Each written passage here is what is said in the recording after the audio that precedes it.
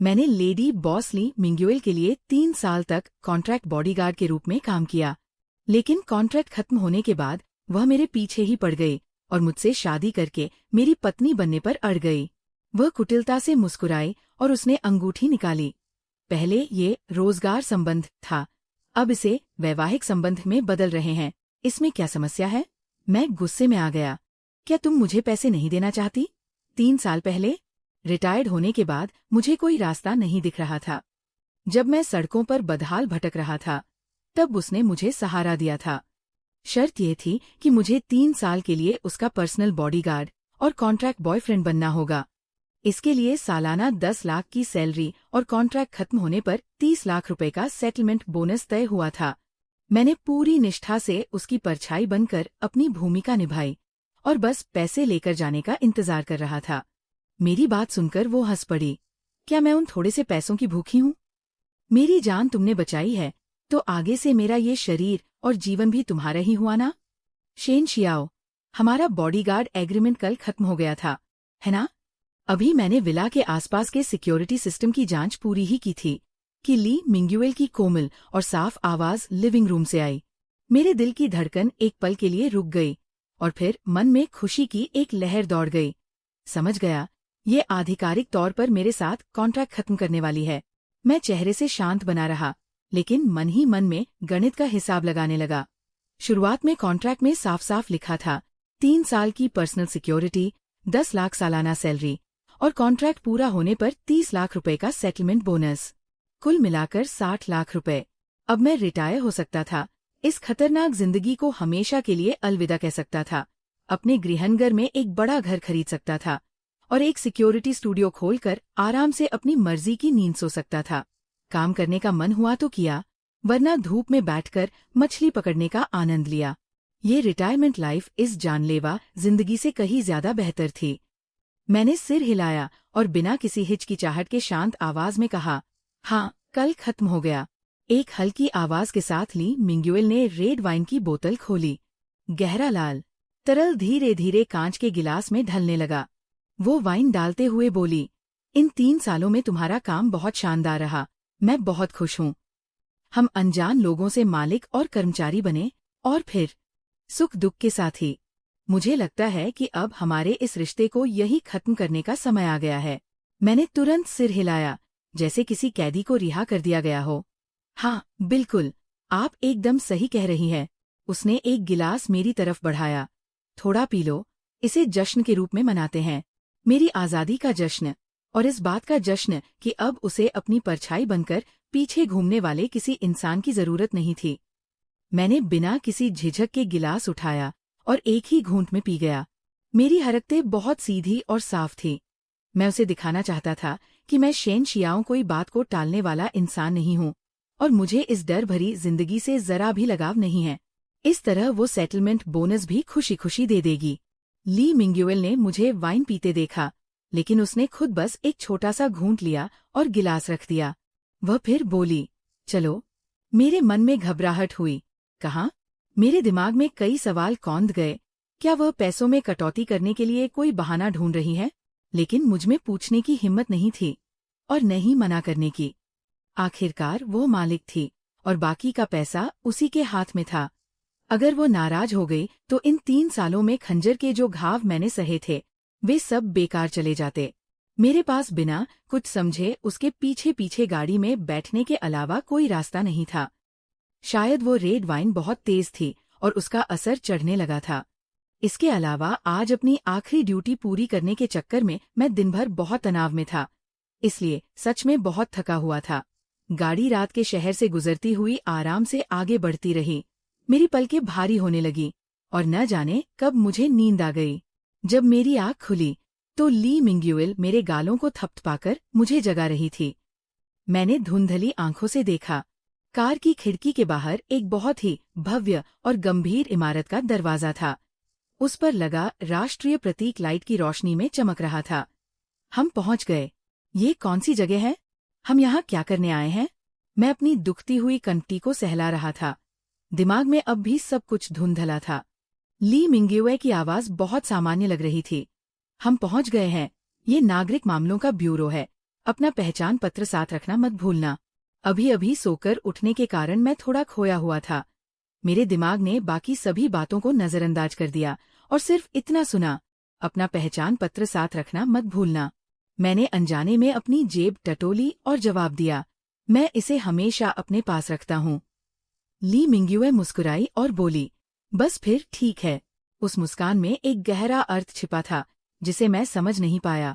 मैं लड़खड़ाते हुए गाड़ी से नीचे उतरा। दिमाग में अब भी भारीपन और दर्द था। ये रेड वाइन काफी तेज थी। इसका नशा बहुत देर से चढ़ता है। नागरिक मामलों का ब्यूरो? हम यहाँ किस लिए आए हैं? क्या हमारा अनुबंध खत्म नहीं हो गया था? मेरे मन में अजीब से ख्याल आ रहे थे, लेकिन शराब के नशे ने सोचने की क्षमता को सुन्न कर दिया था। इसलिए मैंने ज्यादा गहराई में जाना जरूरी नहीं समझा। शायद अमीर लोगों की दुनिया में अनुबंध खत्म करने के लिए भी कोई रस्म निभाई जाती होगी। कर्मचारियों के मार्गदर्शन में मैं पूरे समय सुन्न बना रहा। दस्तखत करना, अंगूठे का निशान लगाना और तस्वीर खिंचवाना। मैं एक कठपुतली की तरह ली मिंग्युए के निर्देशों का यांत्रिक रूप से पालन करता रहा और सारी प्रक्रिया पूरी हो गई। जब तक सुनहरे अक्षरों में छपे 2 लाल रंग की छोटी पुस्तिकाएं मेरे हाथों में नहीं थमा दी गई, तब तक भी मुझे स्थिति की गंभीरता का अंदाजा नहीं हुआ। मैंने उस लाल किताब को हाथ में लिया और पलट पलट कर देखने लगा। इसका एहसास काफी अच्छा था। मैंने उस लाल किताब को हाथ में लिया और पलट पलट कर देखने लगा। इसका एहसास काफी अच्छा था। नागरिक मामलों के ब्यूरो के मुख्य द्वार से बाहर निकलते ही एक ठंडी तेज हवा मेरे चेहरे से टकराई और मैं कांप उठा। रेड वाइन का जो नशा चढ़ा हुआ था वह पल भर में उड़ गया और मेरा दिमाग एकदम साफ हो गया। मैंने नीचे देखा और मेरी नजर दोबारा मेरे हाथ में मौजूद लाल रंग की छोटी पुस्तिका पर पड़ी। इस बार उस पर लिखा हर एक शब्द मेरी आंखों में जलते हुए लोहे की तरह चुभ गया। विवाह प्रमाण पत्र। ये अनुबंध समाप्ति का दस्तावेज नहीं था, ये विवाह प्रमाण पत्र था। उस तस्वीर में मैं और ली मिंग्युए एक साथ बैठे थे। वह किसी चालाक लोमड़ी की तरह मुस्कुरा रही थी और मैं किसी बेवकूफ जैसा लग रहा था। तस्वीर के नीचे हमारे नाम, हमारे पहचान पत्र नंबर और लाल रंग की आधिकारिक मोहर लगी हुई थी। मेरे दिमाग में एक जोरदार धमाका हुआ और सब कुछ एकदम खाली हो गया। मुझे आखिरकार समझ आ गया कि क्या गड़बड़ हुई थी। मैंने तेजी से अपना सिर उठाया और आगे चल रही ली मिंग्युए को घूरते हुए पहली बार उसका पूरा नाम लेकर चिल्लाया, ली मिंग्युए। झटके और गुस्से के कारण मेरी आवाज पतली हो गई थी, जो उस शांत रात में बहुत अजीब लग रही थी। वह रुकी, पीछे मुड़ी और उसके चेहरे पर अब भी वही शांत भाव थे। मैंने कहा, हमने जो हस्ताक्षर किया था, क्या वह एक अंगरक्षक का रोजगार अनुबंध नहीं था? मैं कुछ कदम आगे बढ़कर उसके सामने पहुंचा और उस लाल किताब को लगभग उसके चेहरे के सामने कर दिया। अगर ये एक रोजगार अनुबंध था, तो हम यहाँ नागरिक मामलों के ब्यूरो में क्या कर रहे हैं? सवालों की एक झड़ी गोलियों की तरह मेरे मुंह से निकलकर उसकी तरफ जाने लगी। ली मिंग्युए मेरी प्रतिक्रिया से एक पल के लिए चौंक गई, लेकिन फिर उसने मुझे ऐसे देखा जैसे किसी मूर्ख को देख रही हो। उसकी आंखों का भाव कह रहा था, तुम्हें अब जाकर समझ आया। उसने अपने होंठ खोले और जो शब्द बाहर आए वे बर्फ की तरह ठंडे थे। हाँ, पहले यह एक रोजगार अनुबंध था, इसलिए अब हम इसे लंबे समय का और जीवन भर का अनुबंध बनाने आए हैं। उसका लहजा इतना सामान्य था जैसे वह आज के मौसम की बात कर रही हो। तुमसे किसने कहा कि हम अनुबंध खत्म करने आए हैं? इस एक वाक्य ने मेरी सारी उम्मीदों को तोड़कर रख दिया। मुझे लगा जैसे मैं बर्फ के कुंड में गिर गया हूँ, सिर से पैर तक पूरी तरह ठंडा पड़ गया हूँ। शादी? मुझे लगा जैसे मेरे जज्बात पूरी तरह बेकाबू हो गए हैं। अपने परिवार के खर्चे का इंतजाम करने के लिए 3 साल तक सही गई सारी तकलीफें इस एक पल में बिखर गईं। क्या अनुबंध खत्म नहीं हो गया था? तुमने ऐसा क्यों किया? क्या तुम मुझे पैसे नहीं देना चाहती? मैं उसे बिना पलक झपकाए घूरता रहा। मेरे इन आरोपों को सुनकर ली मिंग्युए पहले तो थोड़ी हैरान हुई, लेकिन फिर वो अचानक हंस पड़ी। उसने हाथ में पकड़ी लाल किताब उठाई और बिना किसी गुस्से के उसे मेरे सिर पर हल्के से मारा। उस वार में जोर तो बिल्कुल नहीं था, लेकिन अपमान का एहसास बहुत गहरा था। उसने कहा, शेन शियाओ, तुम सच में एक लकड़ी के दिमाग वाले इंसान हो। तुम्हारे दिमाग में पैसों के अलावा भी कुछ है? उसने चिढ़ते और मुस्कुराते हुए मेरी तरफ देखा। क्या मैं इतने से पैसों के लिए तरसने वाली बंदी हूँ? उसकी बात से मैं सन्न रह गया और मेरा सारा गुस्सा फुस हुए गुब्बारे की तरह पल भर में गले में ही अटक कर रह गया। ली मिंग्युए ने अपनी मुस्कान समेटी और उसके चेहरे पर गंभीरता छा गई। उसने मेरी आंखों में आंखें डालकर एक एक शब्द पर जोर देते हुए कहा, इन 3 सालों में तुमने मेरी 13 बार जान बचाई है। तुम भी जानते हो कि मेरे आसपास गलत नियत वाले लोगों की भरमार है और मुझमें किसी और इंसान पर भरोसा करने की अब जरा भी ताकत नहीं बची है। वह थोड़ी देर रुकी और फिर बहुत सहज भाव से उसने एक ऐसी बात कह दी जिसे सुनकर मुझे दिल का दौरा पड़ते पड़ते बचा। तो बस तुम्हें ही चुन लेते हैं, क्या ये सही नहीं रहेगा? उसकी ये बेहद सीधी सादी और थोड़ी कामचाउसी सफाई सुनकर मैं वहीं का वहीं दंग रह गया। वजह इतनी मामूली थी, लेकिन सच भी उतनी ही थी। इतनी सच्ची कि उस पल मुझे पलटकर कहने के लिए कोई शब्द ही नहीं मिला। मैं अभी भी इस विशाल जानकारी को पचाने की कोशिश कर रहा था और मेरा दिमाग पूरी तरह उलझ चुका था। लेकिन फिर भी मेरी जुबान से अनजाने में वही सवाल निकल आया जिसकी मुझे सबसे ज्यादा चिंता थी। तो फिर सेटलमेंट के पैसे? मेरी इस नादानी को देखकर ली मिंग्युए बेबसी और प्यार से मुस्कुरा दी। उसने मुझे एक नासमझ बच्चे की तरह देखा और एक ठंडी सांस ली। मिलेंगे, मिलेंगे, मिलेंगे। क्यों नहीं मिलेंगे? वह मेरी तरफ एक कदम आगे बढ़ी, अपने पंजों के बल थोड़ा ऊपर उठी और सीधे मेरे कान में इतनी धीमी आवाज में बोली कि सिर्फ हम दोनों ही सुन सकें। उसने एक और बड़ा धमाका करते हुए कहा, बेफिक्र रहो, मेरी जान तो तुम्हारी है ही, और अगर जान न भी बचाओ तब भी मेरा सारा पैसा तुम्हारा ही है। मुझे किसी सम्मोहन की हालत में वापस गाड़ी में बैठा दिया गया। लाल रंग का शादी का प्रमाण पत्र मेरे हाथों में कसकर भींचा हुआ था। उसकी वो गर्माहट लोहे के किसी दहकते हुए टुकड़े की तरह मुझे एहसास करा रही थी कि यह कोई सपना नहीं है। गाड़ी की खिड़की से बाहर सड़कों की रंग बिरंगी लाइटें तेजी से पीछे छूट रही थीं और मेरी सोच भी 3 साल पुराने दिनों में लौट गई। उस साल मैं सेना से रिटायर हुआ ही था, समाज से पूरी तरह कटा हुआ एक पूर्व सैनिक जिसने 8 साल स्पेशल फोर्सेस में बिताए थे। जान लेने के हुनर और सिर्फ शारीरिक ताकत के अलावा मुझे कुछ नहीं आता था। घर पर पिताजी गंभीर रूप से बीमार थे और ऑपरेशन के पैसों का इंतजार कर रहे थे। उधर एक शहीद साथी की पत्नी और बच्चा भी पेंशन और मदद की आस में थे। जब मेरे पास कोई रास्ता नहीं बचा तो मैं एक सिक्योरिटी एजेंसी में बाउंसर का काम करने लगा। लेकिन पहली ही असाइनमेंट में किसी ने मेरे साथ धोखा कर दिया। क्लाइंट ने मुझे फंसाने के लिए एक जाल बिछाया था और पुलिस मुझे लगभग गिरफ्तार ही करने वाली थी। मैंने अपने बचाव में पुरजोर दलील दी। मैंने तो कॉन्ट्रैक्ट के मुताबिक काम किया है और हर एक्शन का प्रॉपर रिकॉर्ड मौजूद है। उस गंजे क्लाइंट ने अपने हाथ समेटे और तिरछी नजर से मेरी तरफ देखा। रिकॉर्ड? तुम एक आम फौजी होकर रिकॉर्ड की बातें समझोगे? क्या सबूत है तुम्हारे पास?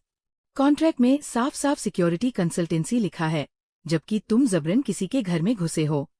छोटे भाई, खुद को इतना बड़ा मत समझो। ये दुनिया तुम्हारी ताकत और मुक्कों के हिसाब से नहीं चलती। उसका वह घिनौना चेहरा मुझे आज भी अच्छी तरह याद है। इससे पहले कि मेरा हाथ उठ जाता, मेरे पीछे से एक कड़क और शांत आवाज आई। यहाँ क्या हो रहा है? वह ली मिंग्युए थी। वो शैंपेन कलर का नाइट गाउन पहने हुए थी।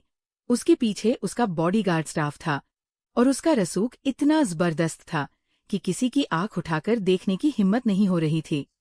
उस गंजे क्लाइंट ने जैसे ही उसे देखा, उसके चेहरे की गुंडागर्दी तुरंत चापलूसी में बदल गई। ली मैडम, कोई खास बात नहीं है, बस एक बेवकूफ गार्ड यहाँ फालतू का तमाशा खड़ा कर रहा है। ली मिंग्युए ने उसकी तरफ देखा तक नहीं, उसकी नजर सीधे मुझ पर टिकी रही। तुम बताओ।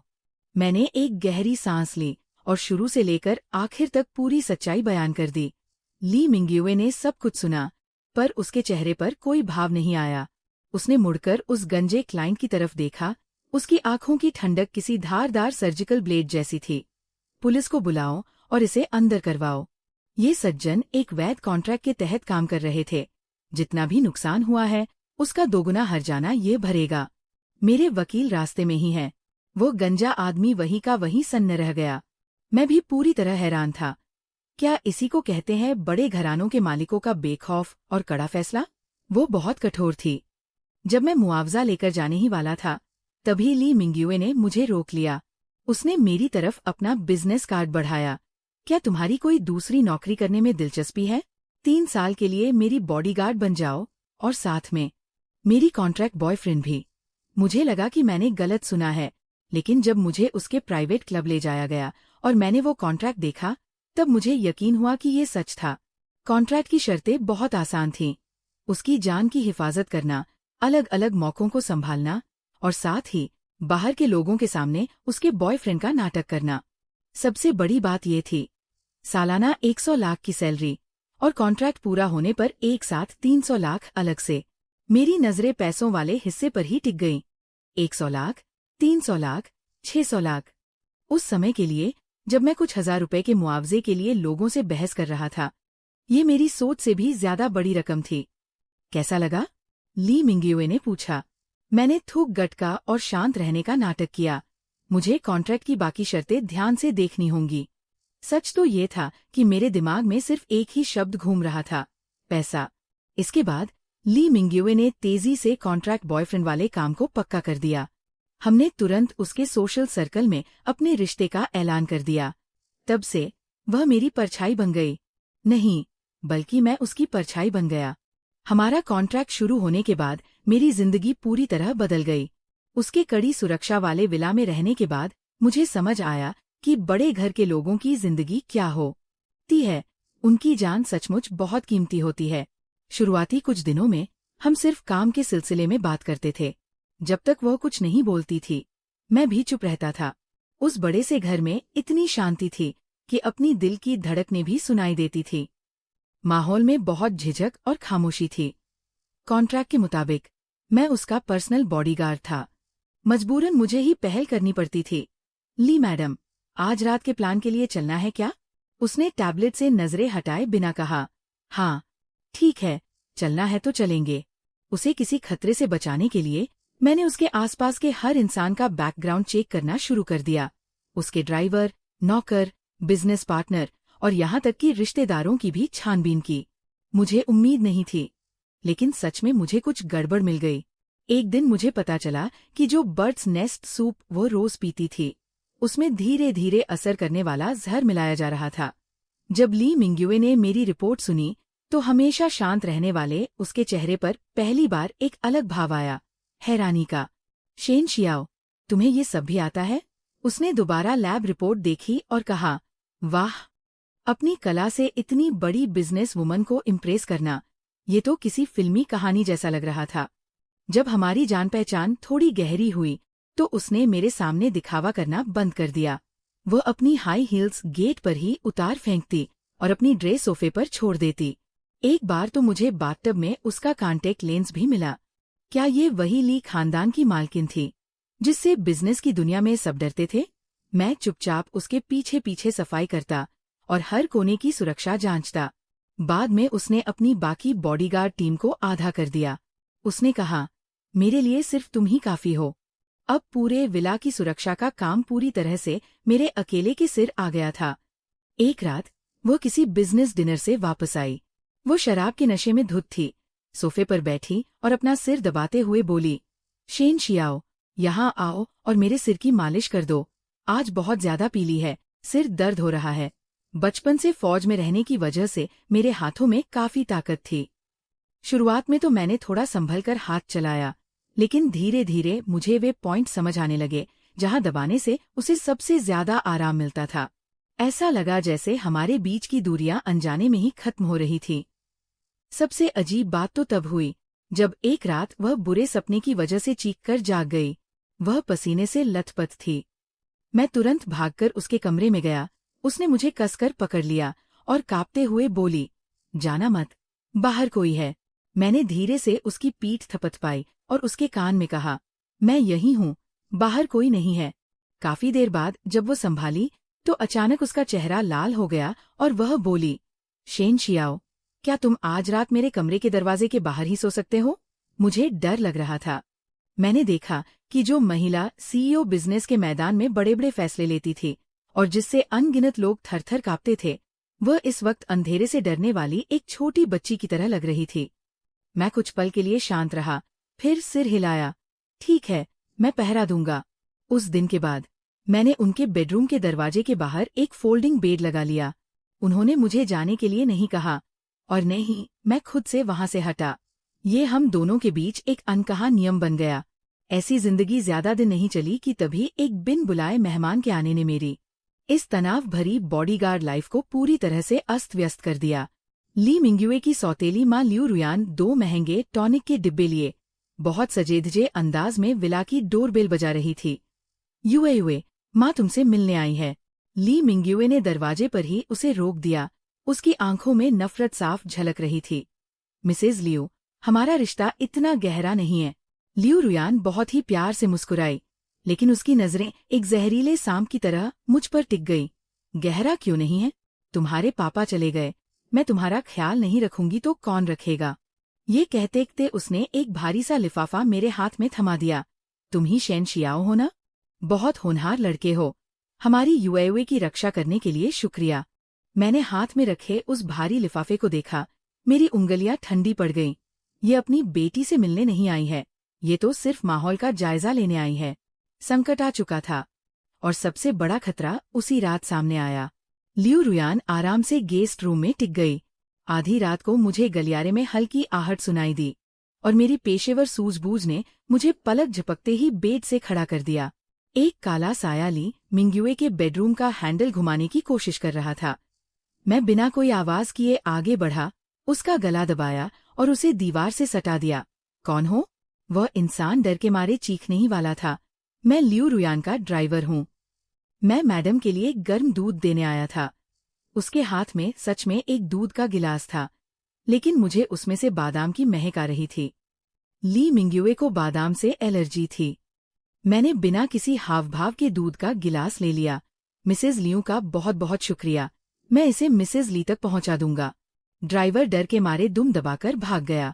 अगली सुबह जब ली मिंग्युए ने डाइनिंग टेबल पर उस दूध के गिलास को देखा जिसमें बादाम का पाउडर मिला हुआ था, तो उसका चेहरा गुस्से से पीला पड़ गया। शेन शियाओ, हमें ये जगह बदलनी होगी। वह एक तकिया गोद में लिए मेरे कमरे के दरवाजे पर खड़ी थी। उसके चेहरे पर एक अजीब सी थकावट थी। लियू रुयान इतनी आसानी से हार नहीं मानेगी। उसने बाहर लोग तैनात कर रखे हैं। अब ये विला सुरक्षित नहीं है। आज रात से तुम मेरे ही कमरे में सोओगे। मेरा दिमाग सन्न रह गया। उसके साथ एक ही कमरे में सोना? कॉन्ट्रैक्ट में तो ऐसा कुछ नहीं लिखा था। ये तो मेरी जिम्मेदारी से बाहर की बात है। इसके लिए अलग से पैसे मिलने चाहिए। लेकिन उसके चेहरे पर ऐसे भाव थे मानो अगर तुमने ना कहा तो हम दोनों साथ में खत्म हो जाएंगे। इसलिए मैंने मुंह तक आई बात को वापस निगल लिया। रिस्क अलाउंस, सुरक्षा के पैसे सबसे बढ़कर है। मैंने किसी तरह बेमन से हाँ में सिर हिलाया, जैसे किसी निशानेबाज को जबरदस्ती जंग के मैदान में धकेला जा रहा हो। ली मिंग्युए का बिस्तर बहुत बड़ा था, इतना मुलायम कि कोई भी उसमें धंस जाए, लेकिन मैं किसी लोहे की छड़ की तरह सीधा बेड के कोने पर लेटा हुआ था। मेरा एक हाथ अभी भी तकिए के नीचे छिपे खंजर को कसकर पकड़े हुए था। हवा में उसके शरीर से आती चमेली की हल्की खुशबू फैली हुई थी, जो धीरे धीरे मेरी सांसों में घुल रही थी। मैं उसकी शांत होती सांसों की आवाज अपने कानों के पास साफ सुन सकता था। जिंदगी में कभी इतना तनाव महसूस नहीं हुआ था। मैंने हमले तो बहुत देखे थे, लेकिन जिस इंसान को बचाना है उसी के साथ एक ही बेड पर लेटकर पहरा देना, ये मेरे लिए भी पहली बार था। क्या इसे काम के दौरान लगी मानसिक चोट माना जाएगा? क्या इसके लिए मुझे ज्यादा मुआवजा मिलेगा? उस रात मैं लगभग सो ही नहीं पाया। अगली सुबह मेरी सांस घुटने की वजह से आँख खुली। मुझे लगा जैसे मेरी छाती पर कोई भारी पत्थर रख दिया गया हो और मेरा दम घुट रहा हो। मैंने मदहोशी में अपनी आंखें खोली तो एक शांत सोता हुआ बड़ा सा चेहरा ठीक मेरी आंखों के सामने था। ली मिंग्युए पूरी तरह से किसी ऑक्टोपस की तरह मेरे शरीर पर अपने हाथ पैर लपेटे हुए लिपटी हुई थी और उसकी एक टांग मेरी कमर पर कसकर टिकी हुई थी। मैं पल भर में सुन्न रह गया। मैंने बड़ी सावधानी से उसके हाथ को अपनी छाती से हटाने की कोशिश की, लेकिन जैसे ही मैं थोड़ा हिला, उसने नींद में ही भिनभिनाते हुए कहा, हिलो मत, हीटर काफी गर्म हो। ये कहते हुए वो मेरी बाहों में और ज्यादा सिमट गई और मुझे और कसकर पकड़ लिया। ठीक है, अब मैं नहीं हिलूंगा। मैं एक पेशेवर बॉडीगार्ड हूँ और अब पार्ट टाइम हीटर का काम कर रहा हूँ, तो इसे भी मेरी ईमानदारी ही समझो। वैसे भी मेरे पास खोने के लिए कुछ नहीं है। ऐसे ही कुछ दिन बीत गए। शुरुआत में तो मेरा शरीर अकड़ जाता था, लेकिन धीरे धीरे मुझे भी इसकी आदत हो गई। हर सुबह उठना किसी खेल की तरह लगने लगा था, जिसका नाम था ऑक्टोपस की गिरफ्त से कैसे बचें। बाद में मैंने उसे हटाना ही छोड़ दिया और आराम से उसे पकड़े रहने दिया। एक सुबह वह मुझसे पहले जाग गई। जैसे ही मैंने आंखें खोली, मेरी नज़र उसकी चमकती हुई आंखों से मिली। अपने पकड़ने के अंदाज को देखकर वो बिल्कुल भी शर्मिंदा नहीं हुई, बल्कि उल्टे बड़े हक से उसने मेरी चेस्ट मसल्स पर थपकी दी और बोली, शेन शियाओ, तुम्हारे इस हीटर को पकड़कर सोने में सच में बहुत मजा आता है। वह थोड़ा रुकी और फिर बोली, ऊपर से ये इंसानी और एक जैसा तापमान देने वाला हीटर है। पहले मुझे रोज रात को बुरे सपने आते थे और नींद ठीक से नहीं आती थी, लेकिन अब तुम्हारे पास होने से बहुत गहरी नींद आती है। फायदा उठाकर भी उसकी ऐसी अकड़ भरी शक्ल देखकर मुझे समझ ही नहीं आया कि मैं क्या कहूँ। लियू रुयान अभी भी रोज विला में घूमती रहती थी और अपना सो कॉल्ड केयरिंग काढ़ा बनाती रहती थी। वही दूसरी ओर मैं और ली मिंग्युए अलग अलग कमरों में रहने वाले मालिक कर्मचारी से अब एक ही बिस्तर शेयर करने वाले साथी बन चुके थे। मुझे एहसास हुआ कि आदत बहुत खतरनाक चीज होती है। ये चुपचाप सब कुछ बदल रही थी। कोई बात नहीं, वैसे भी मेरा कोई नुकसान नहीं है। लो, ऐसी मुसीबत भरी रातें आखिरकार खत्म होने वाली थी। लियू रुयान नाटक करते हुए अपने घर लौट गई। विला में ऊपर से तो शांति लौट आई थी, लेकिन कुछ चीजें शायद बदल चुकी थी। ली मिंग्युए ने सुझाव दिया, चलो कहीं बाहर घूम आते हैं। उसने इसे मन बहलाने और मामला ठंडा होने तक बाहर रहने का नाम दिया। मैं समझ गया, असल में उसका मन ऊब चुका था और वो ताज़ी हवा में सांस लेना चाहती थी। मुझे भला क्या ऐतराज होता, सैलरी तो मिल ही रही थी और साथ में सरकारी खर्चे पर घूमने का मौका भी। ऐसी चीज के लिए कौन मना करेगा। हमारी पहली मंजिल दक्षिण का एक तटीय छोटा शहर था। फिर मुझे समझ आया कि मजा करने के मामले में ली मिंग्युए बिल्कुल पैदाइशी एडवेंचर क्वीन थी। वह लगभग 10 मीटर से भी ऊंचे एक चट्टानी बंजी जंपिंग प्लेटफॉर्म की तरफ इशारा करते हुए बोली। उसकी आंखों में अलग ही चमक थी। शेन शियाओ, मुझे वो खेलना है। मैंने एक नजर ऊपर देखा। उतनी ऊंचाई देखकर तो आम इंसान के पैर कांपने लगे। मत जाओ, बहुत खतरनाक है। नीचे छिपी हुई चट्टानें हैं। उसने मेरी एक न सुनी और कूदने की जिद पर अड़ी रही। लेकिन जैसे ही वो प्लेटफॉर्म पर खड़ी हुई और नीचे देखा, उसका चेहरा पीला पड़ गया। उसने मेरी बाह को इतनी कसकर पकड़ा कि उसके नाखून मेरी त्वचा में गड़ने लगे।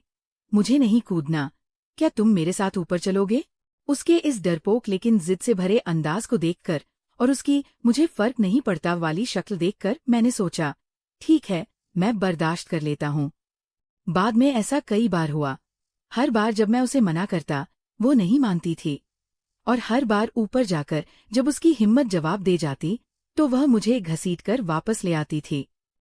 यहाँ तक कि एक बार उसकी नज़र एक शांत दिखते समुद्री इलाके पर पड़ी और वह स्नॉर्कलिंग करने की जिद करने लगी। वह सिर्फ एक लाइफबॉय पहनकर पानी में उतर गई और पानी के तेज बहाव ने लाइफबॉय को दूर बहा दिया। मैंने बिना किसी हाव भाव के पानी में छलांग लगाई और उसे खींचकर बाहर निकाला।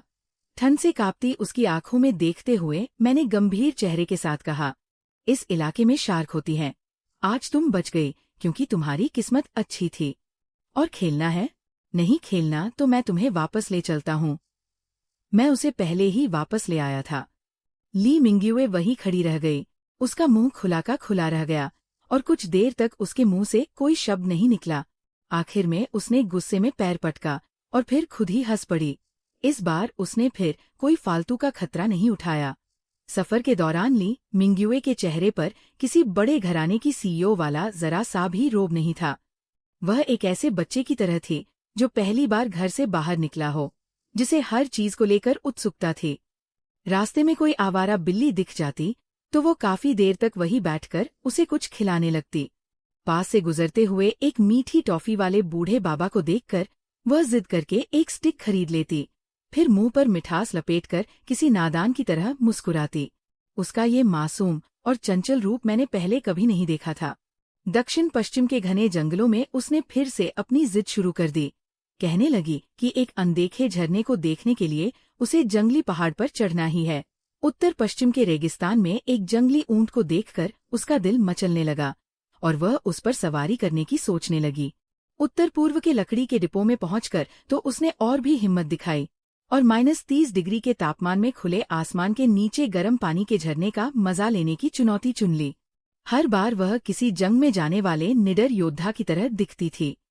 जाने से पहले उसका हौसला बुलंद होता, लेकिन बाहर निकलते ही ठंड से उसकी नाक बहने लगती और वो तुरंत मेरे कोट में छिपने की कोशिश करती। इन सब बातों को आज याद करता हूँ तो चेहरे पर हंसी आ जाती है। जब हम एक घने जंगल के अंदर पहुंचे तो बड़े बड़े दांतों वाला एक जंगली सुअर रास्ते के ठीक बीचों बीच आ खड़ा हुआ। इससे पहले कि मैं कुछ समझ पाता, ली में गयुए ने अपना फोन निकाला और तस्वीर खींचने की तैयारी करने लगी। उसने बड़े उत्साह से अंदाजा लगाया, देखो, ये सुअर ज्यादा बड़ा नहीं है, डरावना भी नहीं लग रहा। इतना कहकर वह 2 कदम आगे बढ़ी ताकि उसके साथ फोटो ले सके। उस पल तो जैसे मेरी जान ही निकल गई। उस नाजुक स्थिति में मैंने तुरंत उसे खींचकर अपने पीछे कर लिया। मेरी आवाज में शायद इससे पहले कभी इतनी सख्ती नहीं रही होगी। हिलना मत। मेरी डांट सुनकर वो एकदम ठिठक गई। मैंने उस जंगली सुअर की तरफ अपनी नजरें जमाए रखीं और गंभीर आवाज में उसे समझाने लगा, ये एक बड़ा जंगली सुअर है। इसके दांत लोहे की चादर को भी फाड़ सकते हैं। जब ये गुस्से में आता है तो शेर भी इससे डरता है। धीरे धीरे पीछे हटो, कोई आवाज मत करो और इसे ऐसा मत लगने दो कि हम इसके लिए कोई खतरा है।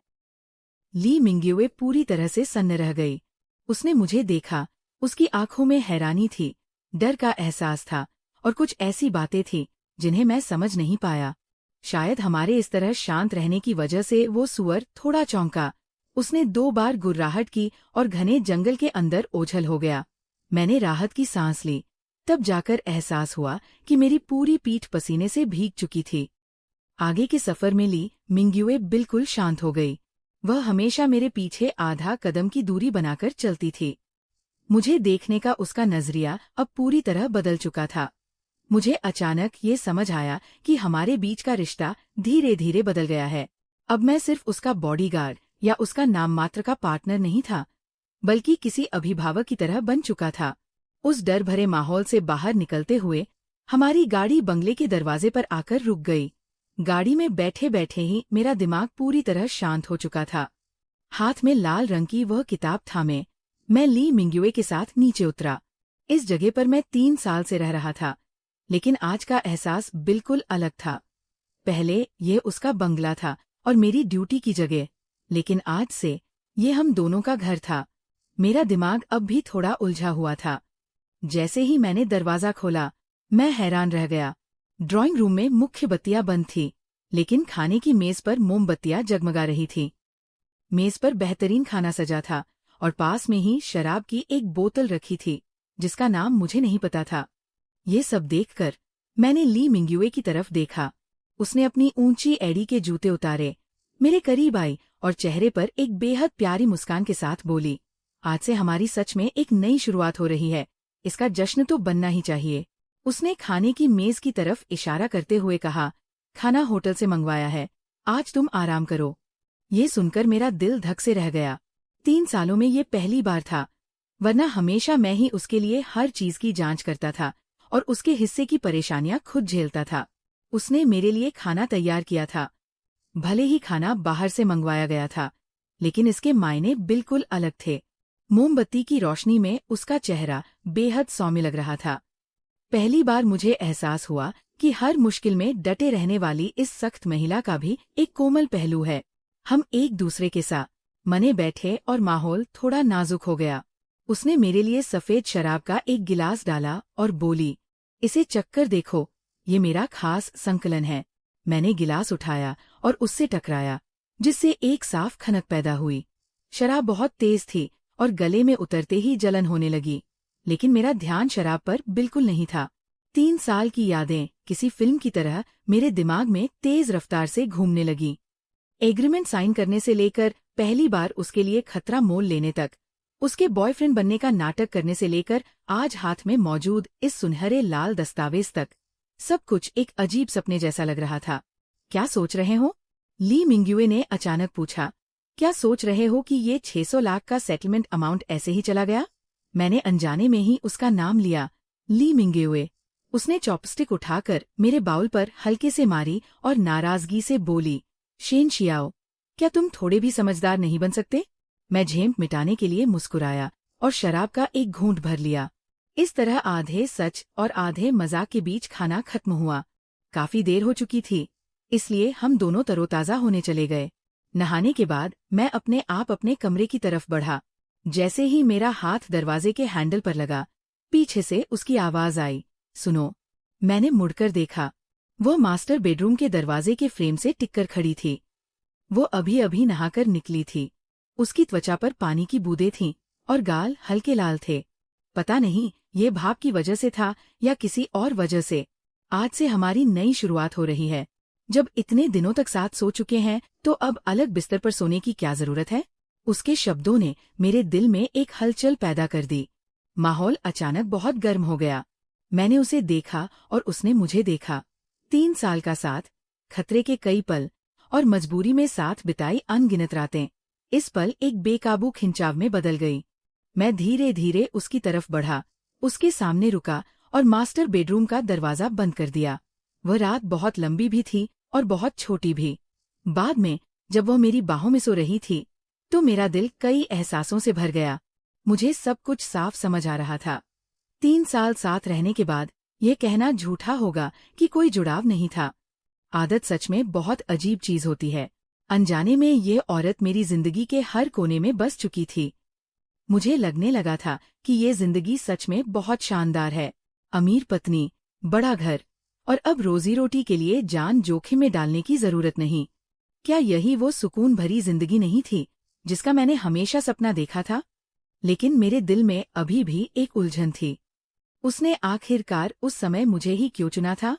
अपनी बाहों में उसकी मौजूदगी महसूस करते हुए मुझे आखिरकार सच का एहसास हुआ।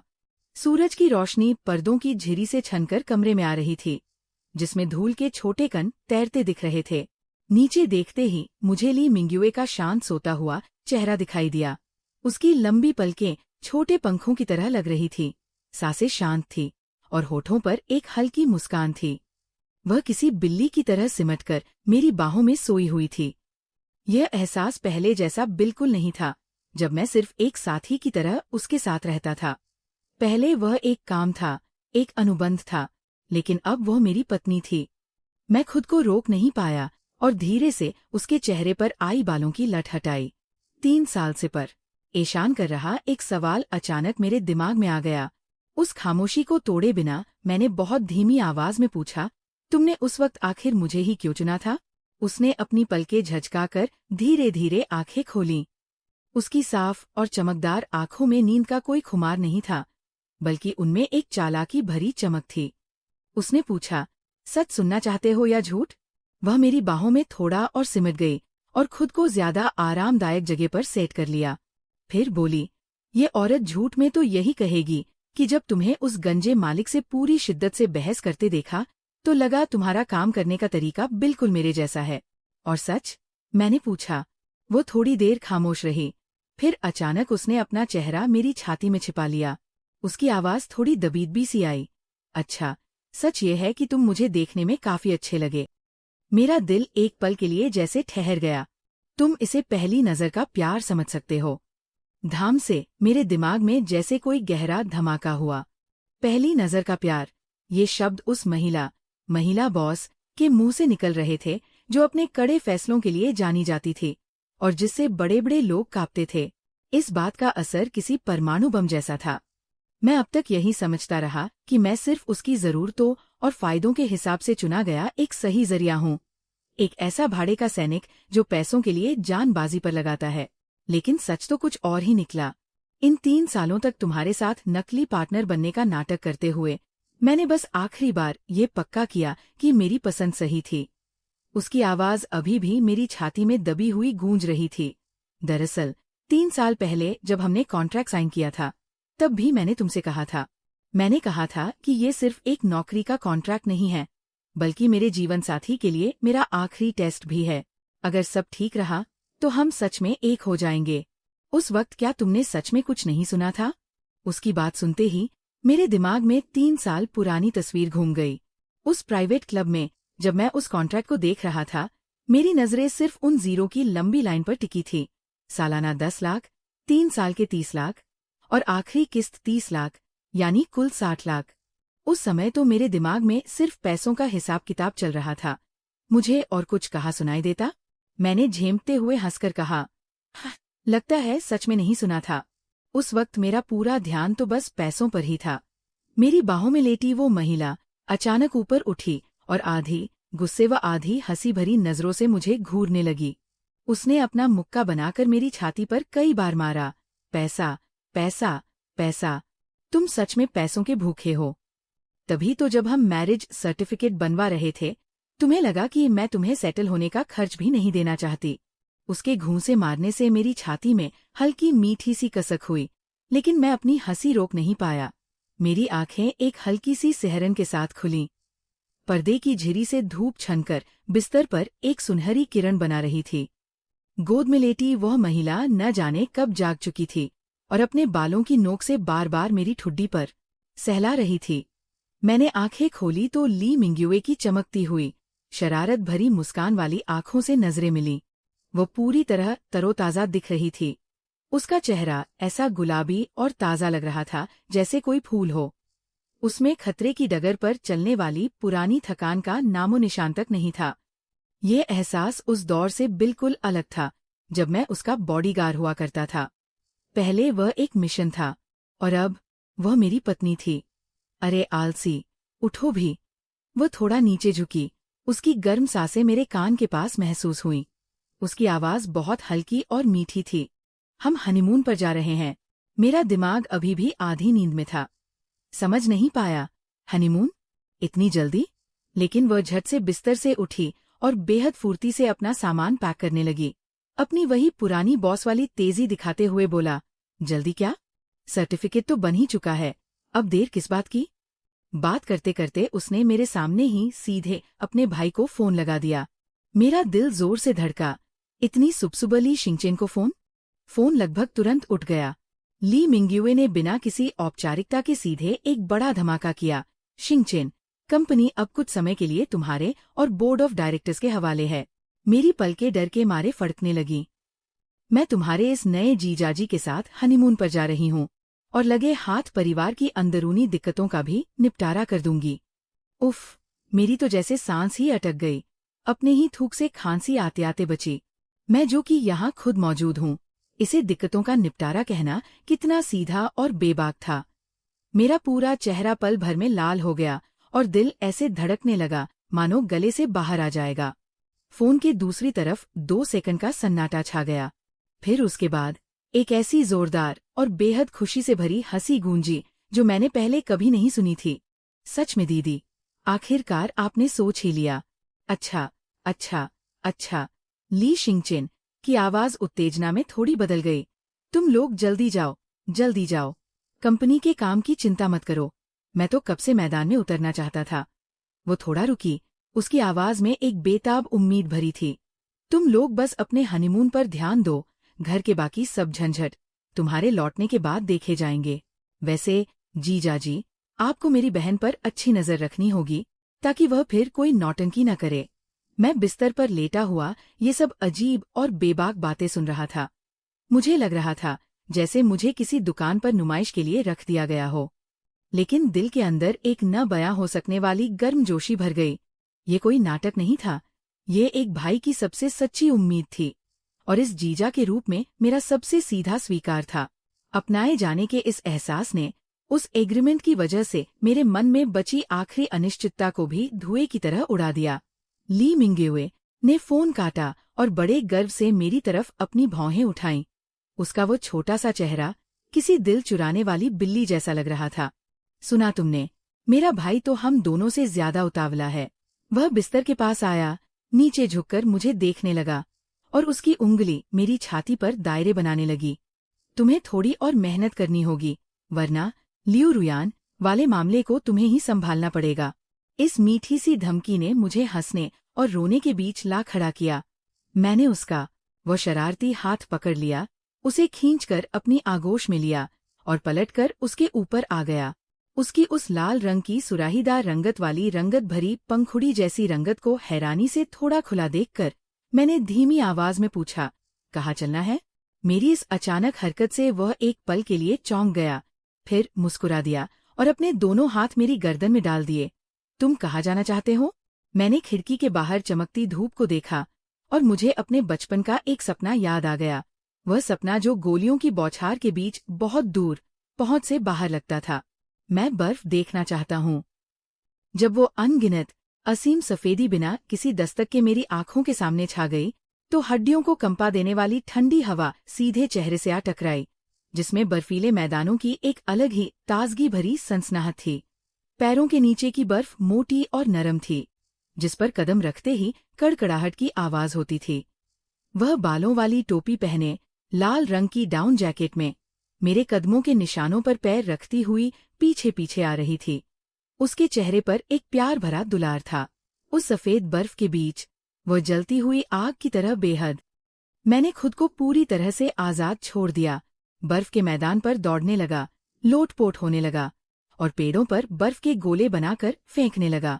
खेलते खेलते थक गए तो हम दोनों एक नज़ारा देखने वाले चबूतरे पर जाकर बैठ गए। मैंने चारों तरफ देखा। स्कीइंग ट्रैक पर लोगों की भीड़ थी। हर तरफ चमकदार और रंग बिरंगे स्कीइंग के कपड़ों में पुरुष और महिलाएं घूम रहे थे, जो जिंदादिली की ऊर्जा से भरे हुए थे। मैंने उन आकृतियों को बर्फीले ढलानों पर तेजी से फिसलते देखा और अनजाने में ही मेरे मुंह से निकल गया, वाओ, कितनी सारी टांगे हैं। आवाज ज्यादा तेज नहीं थी, बस बिना सोचे समझे निकली एक बात थी। लेकिन मैं भूल गया था कि मेरे बगल में कौन बैठा था। एक ठंडी सहरन तुरंत मेरी रीढ़ की हड्डी में दौड़ गई। आसपास की हवा मानो कुछ डिग्री और ठंडी हो गई। मैंने झिझकते हुए अपना सिर घुमाया और सीधे ली मिंग्युए के उस पल भर में बर्फ की तरह जमे हुए खूबसूरत चेहरे से आंखें जा मिली। उसके चेहरे की मुस्कान गायब हो चुकी थी। उसकी जगह ली खानदान के मालिक वाली वो बेहद जानी पहचानी बर्फीली कड़ाई ने ले ली थी। तुमने अभी क्या कहा? उसकी आवाज बहुत हल्की थी, लेकिन किसी बर्फ के नुकीले टुकड़े की तरह मेरे कानों में चुभ गई। मुझे संभलने का मौका मिलता उससे पहले ही एक कोमल सा सुंदर हाथ बिजली की तेजी से आगे बढ़ा। उसने सटीकता से मेरा कान पकड़ा और उसे पूरा 360 डिग्री घुमा दिया। आह! एक बर्दाश्त से बाहर दर्द का झटका लगा। मैं तो दर्द के मारे लगभग वही दम तोड़ने वाला था। पत्नी जी, मुझसे गलती हो गई। दर्द हो रहा है, बहुत दर्द हो रहा है। एक बार फिर से बोलो। उसकी आवाज में जरा भी हमदर्दी नहीं थी। मेरा दिमाग तेजी से चलने लगा और उस पल मेरी जान बचाने की जिजीविषा चरम पर पहुंच गई। बर्फ, मैं बर्फ की बात कर रहा था। कितनी सारी बर्फ है। मैंने अपने सामने फैले असीम बर्फ के मैदान की ओर इशारा किया। मेरा चेहरा जितना हो सके उतना सच्चा दिख रहा था और मेरी आवाज जितनी हो सके उतनी तेज थी। पत्नी जी, तुमने यकीनन गलत सुना है। ये बर्फ तो देखो, कितनी सफेद और कितनी साफ है। मेरे कान पर पकड़ थोड़ी ढीली पड़ी। ली मिंग्युए ने संदेह भरे अंदाज में आंखें सिकोड़ी। उसकी नजर किसी अपराधी की जांच कर रही अधिकारी जैसी थी। अच्छा होगा कि तुम बर्फ की ही बात कर रहे हो। उसने कान छोड़ दिया और ठंडे स्वर में चेतावनी दी, मानो मुझे जीवनदान मिल गया हो। मैं अपने कान को मलता रहा, जो बस छूटकर गिरने ही वाला था, और हाँ, मैं जोर जोर से सिर हिलाने लगा। बिल्कुल बर्फ ही है, यकीनन बर्फ ही है। मैंने कसम खाते हुए पूरी ईमानदारी का नाटक किया। अपनी बेगुनाही साबित करने के लिए मैं सामने के नज़ारे की तारीफ में कसीदे पढ़ने लगा। पत्नी जी, देखो तो सही, कितनी भारी बर्फबारी है। हवा कितनी ताजा है और आसमान कितना नीला है। तभी मेरी नज़र पास ही तंग स्की सूट पहने कुछ खूबसूरत लड़कियों पर पड़ी और मेरा दिमाग कुछ सोच पाता उससे पहले मेरी जुबान फिसल गई। और ये टांगे कितनी गोरी है। ये शब्द जुबान से निकलते ही पूरी दुनिया में सन्नाटा छा गया। मैंने ली मिंग्युए की आंखों को खतरनाक तरीके से सिकुड़ते हुए देखा। गड़बड़ हो गई। मेरे दिमाग में बस यही एक ख्याल आया और मेरा शरीर पहले ही प्रतिक्रिया दे चुका था। मैं पैर उठाकर भाग खड़ा हुआ। शेन शियाओ, पीछे से ली मिंग्युए की गुस्से से भरी चीख सुनाई दी। मैं बिना पीछे मुड़े बर्फ के रास्ते पर अपनी जिंदगी की सबसे तेज रफ्तार से भागने लगा। तुम रुको, हिम्मत है तो फिर से वही बात बोल कर दिखाओ। वह पीछे हाफते हुए पीछा कर रही थी। मैं भागते भागते पीछे मुड़ा और चुभती हुई ठंडी हवा के बीच अपनी पूरी ताकत लगाकर चिल्लाया, वे जितनी भी गोरी हों, तुमसे ज्यादा गोरी नहीं हैं। कुछ साल बाद दोपहर के वक्त धूप सुहावनी थी और हल्की हवा चल रही थी। मैं और ली मिंग्युए सोफे पर एक साथ बैठे थे। वह मेरे कंधे पर सिर टिकाए हाथ में संतरा लिए धीरे धीरे मेरे मुंह में खिला रही थी। मैंने आंगन में उस छोटी सी बच्ची को देखा जो छोटी सी जैकेट पहने और बालों की चोटी बनाए एक हस्की कुत्ते के पीछे पागलों की तरह दौड़ रही थी। एक पल के लिए मैं यादों में खो गया। हमारी शुरुआत, मैरिज रजिस्ट्रेशन ऑफिस वाली बारात, और मेरा वह लालची दिमाग जिसमें सिर्फ 60 लाख की रकम छाई रहती थी। मुझसे रहा नहीं गया और मैं दबी आवाज में हंस पड़ा। किस बात पर हंस रहे हो? ली मिंग्युए ने आधा छिला हुआ संतरा मेरे मुंह में डाल दिया जो खट्टा मीठा था। मैं संतरा चबाते हुए अस्पष्ट आवाज में बोला, मैं सोच रहा था कि अगर मैं उस समय वाकई वे पैसे लेकर भाग जाता तो आज मुझे कितना बड़ा नुकसान हो चुका होता। ली मिंग्युए ने मुझे घूर कर देखा, लेकिन उसके होंठ मुस्कुराने से खुद को रोक न सके। अब समझ आया कि नुकसान होता। बहुत देर हो चुकी है, अब तो तुम्हें जिंदगी भर मेरा ह्यूमन हीटर बनकर रहना पड़ेगा। ये कहते हुए वह मेरे सीने से और ज्यादा सटकर बैठ गई। मैं हंसा, वह भी हंसी, और हमारे एक दूसरे से जुड़े हाथ अपने आप और मजबूत हो गए।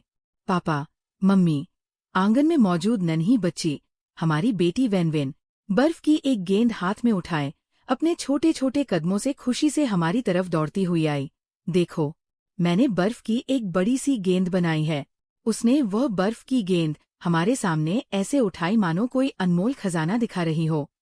बर्फ की उस गेंद के अंदर एक पूरा सूखा पत्ता जमा हुआ था और बगल में 2 छोटे कंकड़ थे जो एक 3 लोगों के परिवार की तरह बिल्कुल साथ साथ लग रहे थे।